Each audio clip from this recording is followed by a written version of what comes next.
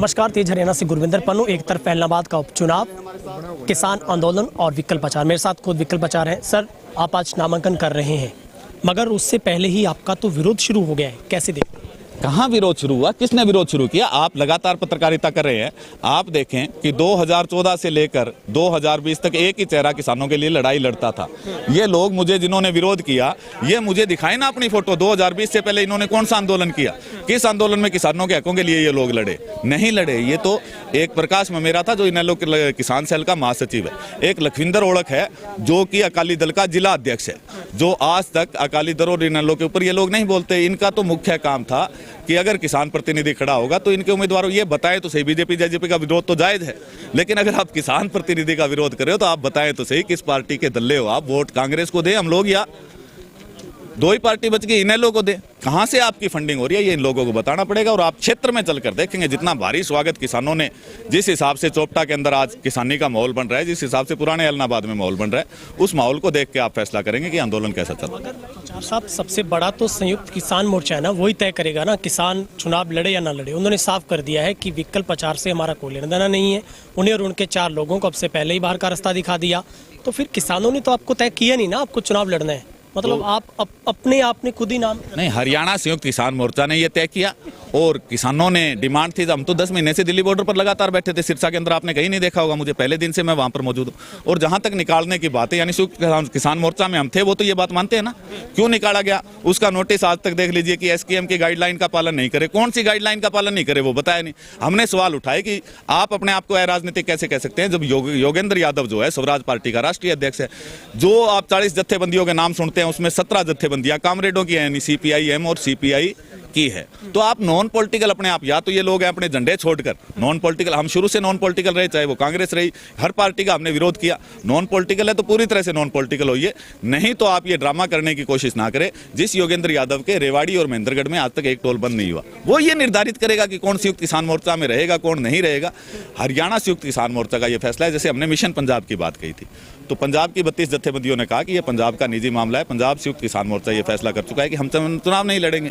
तो यह हरियाणा का निजी मामला है। हरियाणा के हमारे साथियों ने कहा 4 तारीख का समय हमने संयुक्त किसान मोर्चा को दिया। आप देखिए सारे के फेसबुक पोस्ट है कि आप गुरनाम चढ़ूनी को ले आइए, ऐलनाबाद की जनता जिताकर एक नई इबारत लिखेगी, जिसके बाद पंजाब में भी किसान जीतेगा, उत्तर प्रदेश, उत्तराखंड और गोवा में जीतेगा। तो वो 4 तारीख का समय गुजर गया। किसानों की डिमांड थी तो निश्चित तौर पर। सर, अगर आपको चुनाव लड़ना ही था तो आप एक महापंचायत बुलाते, तमाम किसान आपके सामने होते, मगर आपने तो खुद ही प्रेस कॉन्फ्रेंस करी और अपना नाम अपने चेतावनी भी 4 दिन की टिकैत और चढ़ोनी को दी। कोई जवाब नहीं मिला, आपने अपने आप को अनाउंस कर दिया। आपने महापंचायत क्यों नहीं किया? आप जब 10 महीनों से उनके बीच थे तो फिर उनके बीच में बैठ के सर अगर आप सामने देखिए, जब उन्होंने नॉन पॉलिटिकल कह दिया और चुनाव विकल्प प्रचार तो पहला नहीं लड़ रहा, चुनाव तो विकल्प प्रचार 2019 में भी लड़ा था जब संयुक्त किसान मोर्चा नहीं था। तो हमारी विचारधारा जीतने की हारने की इससे कोई रिलेटेड नहीं है। किसान जागरूक कितना होगा, किसान जितना मजबूती से सड़क पर लड़ रहा है उतनी मजबूती तक से जब तक विधानसभा और लोकसभा की लड़ाई नहीं लड़ेगा, ये चले जाएंगे, दूसरे काले कानून बना देंगे, किसान सड़कों पर ही बैठा रहेगा। उसके बाद उसके गुस्सा उतार के उसको हम सत्ता से बाहर कर देंगे। तीसरा आएगा 1947 से लेकर आज तक। 1947 में देश आजाद हुआ। 1947 के बाद देश के किसानों के ऊपर 140 काले कानून है। किसान अपनी मर्जी से बीज नहीं बीज सकता, अपनी मर्जी से फसल कहीं बेच नहीं सकता। ऐसे कानून है। वो कानून तभी दूर होंगे जब किसान जो है कानून बनाने वाली जगह जाएगा, जो रहबर आजम छोटू राम ने किया, जो चौधरी चरण सिंह ने किया, जो चौधरी देवीलाल ने किया। मगर सर, आपने तो नामांकन आप आज भरना, लेकिन आपका तो विरोध सबसे पहले ही शुरू हो गया है। कल भी इतने सोशल मीडिया के ऊपर वीडियोस आए, आपको वहां से जाना पड़ा, आपके बैनर तक फाड़ दिए गए, आपकी जो गाड़ी पर लगे थे। आपको नहीं लगता कि गोविंद कांडा जैसा सीन आपके साथ भी क्रिएट हो रहा है? आपको भी प्रोटेक्शन ले लेनी चाहिए इससे पहले। मेरे किसानों से मुझे क्या खतरा हो सकता है, जिनके लिए मैं लगातार संघर्ष करता रहा हूं? वो तो पार्टी के लोग थे। एक अकाली दल का जिला अध्यक्ष है, एक इनेलो के किसान सेल का प्रदेश महासचिव है प्रकाश ममेरा, जो लगातार उनके मंचों से बोलते हैं। उनमें से किसान कौन सा था, किसान जो विरोध करे, और उसमें से ऐलनाबाद हल्के का कौन सा था? आप आइए चोपटा, हमारा प्रचार 12 तारीख से स्टार्ट है। जैसे ही नाम का क्लियर हो जाता है आप देखेंगे लाखों की संख्या में लोग। चोपटा से बात नहीं बनेगी, चोपटा के बाद पूरा ऐलनाबाद पूरा हर एक जगह जाएंगे। सवाल ये है कि सर, आपका विरोध ही इतना हो रहा है कि किसान तो ये कह रहा है कि किसान को चुनाव लड़ना ही नहीं था। किसान तो अपनी लड़ाई लड़ रहा है, चुनाव काहे लड़ेगा वो? किसान की परिभाषा क्या है ये तो मैं जानता नहीं। जहाँ तक बात हो कि मैं अभी पीछे भी कर्नाटका और महाराष्ट्र के दौरे पर था, जब से मुझे ऐलनाबाद इलेक्शन डिक्लेयर हुआ, जब किसानों के, हमारे क्षेत्र के किसानों के मन में था कि आपको इस बार चुनाव लड़ना पड़ेगा। अगर आप ज़मीन पर इतनी मजबूती से, दरी पर मजबूती से लड़ रहे हो तो हमें आप देखिए, भादरा क्षेत्र देखिए, आप कहते हैं फर्क नहीं पड़ता। 3 बार लगातार हमारा छोटा भाई बलवान पुनिया हारा, 4थी बार जीता। आज भादरा में जाके बीमा की व्यवस्था देख लीजिए, आज भादरा में जाकर आप नहर की व्यवस्था देख लीजिए, भादरा में अधिकारियों का रवैया देख लीजिए। यानी जब किसान गया संसद के अंदर, जो संघर्ष और दरी का साथी था, तो उसने वैसा ही संघर्ष विधानसभा के अंदर किया।